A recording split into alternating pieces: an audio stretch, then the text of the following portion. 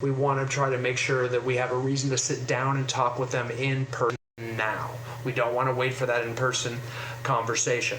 So using that seller lead form is how we can keep asking questions, keep assessing motivation, and illustrate the importance to sit down and meet with them at least now, even if it's just for informational purposes.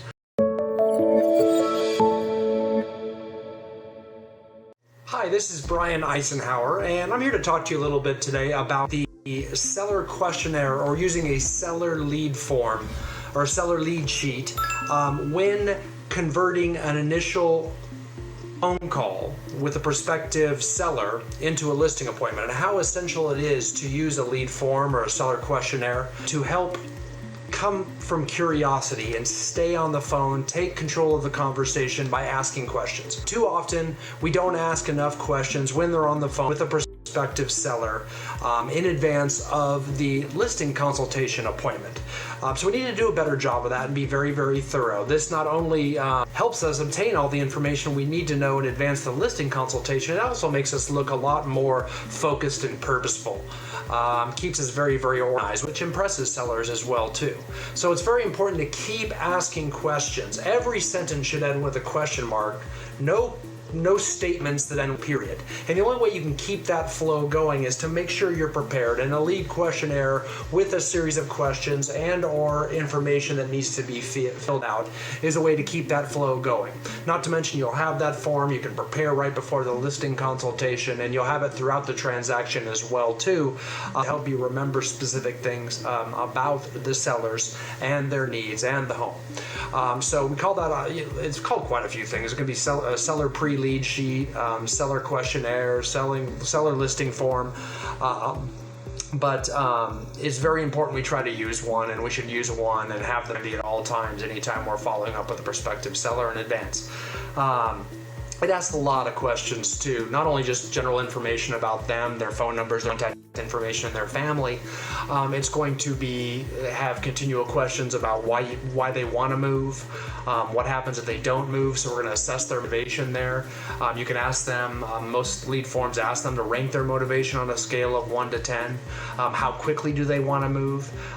You'll remember questions, some of the more difficult questions, like how much they owe on the home. You need to know how much they owe on the home so that you can do your homework in advance of meeting with them. Where they want to move to, so you might be able to start preparing, getting them some ideas of possibly representing them on the buying side of their next home as well too. And you want to do that. And when you ask these questions too, we kind of want to take them down a path of self-discovery. We want to let them kind of author why they want to move and where they want to move, and even when they want to move to a certain degree. Oftentimes they'll tell you a time that they want to move. They want to move in 6 months. Well, they don't realize that's going to actually require them to get their house listed and meet with you right now if they want to actually be moved 6 months down the road. But we don't want to say those things in the actual phone call. We use the information to be prepared for when we're in the actual kitchen at the table talking with them in the actual listing consultation in person. We really want to make sure that I want to make sure all of you understand that we do not want to try to list this property over the phone. We wait for the appointment. All we're trying to do on the phone is get the appointment and be prepared for the appointment. We're taking information, we're asking questions, we're not trying to convince or persuade, other than we want to try to make sure that we have a reason to sit down and talk with them in person now. We don't want to wait for that in-person conversation. So using that seller lead form is how we can keep asking questions, keep assessing motivation, and illustrate the importance to sit down and meet with them at least now, even if it's just for informational purposes.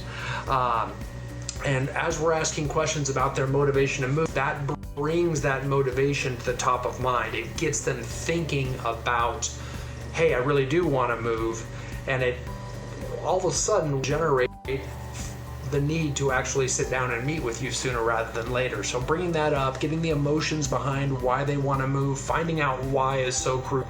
Is it for their kids? Is it to get them in a better school? Is it for a bigger house or a bigger yard they can play in? Is it to be closer to an aging mother or other family? Is it so they can do more activities they'd like to do or be in a safer neighborhood? Whatever that may be, we want to bring that to the surface when they're deciding whether to meet with you in person or not. But that at the surface, they're more inclined to say, yes, I should be moving forward. So using this questionnaire will ensure that we dig deep and get to that point and unearth the seller motivation and create a little bit of urgency, at least to meet. So in this case, we want to be more of a consultant, not just an agent. We really want to be talking to them and letting them self-discover why they want to move. So we are always a guide right down that path of self-discovery that, hey, maybe I should meet and at least find out what it's going to take for me to move. It's going to have a lot of questions that are going to on the lead form, and that is going to help you determine if you're going to face any of the big objections that we typically get in a listing consultation. Questions like, have you spoken with any agent? Going to let you know as to whether you're going to be facing any competitors or it's a competitive listing situation.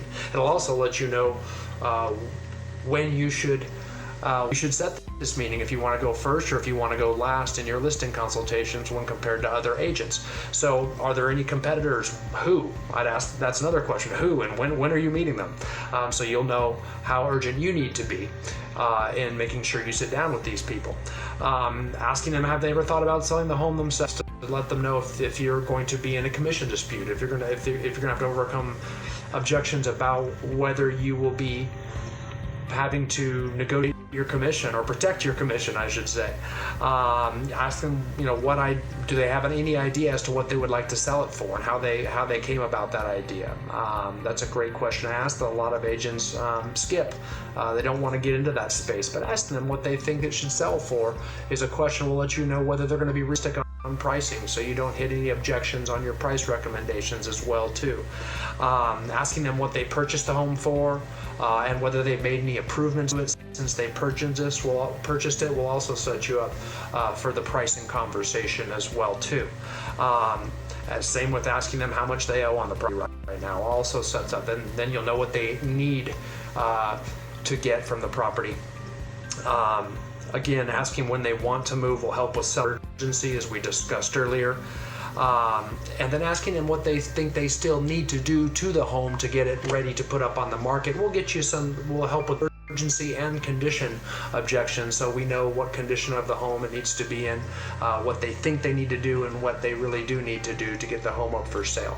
So really use a seller lead sheet. If you go to my website, therealestatetrainer.com, you can actually download a sample seller questionnaire or lead form that you can use to help you when you're talking to prospective sellers on the phone, so you can convert more listing appointments and get more listing consultations turned into signed listing agreements. Thanks again.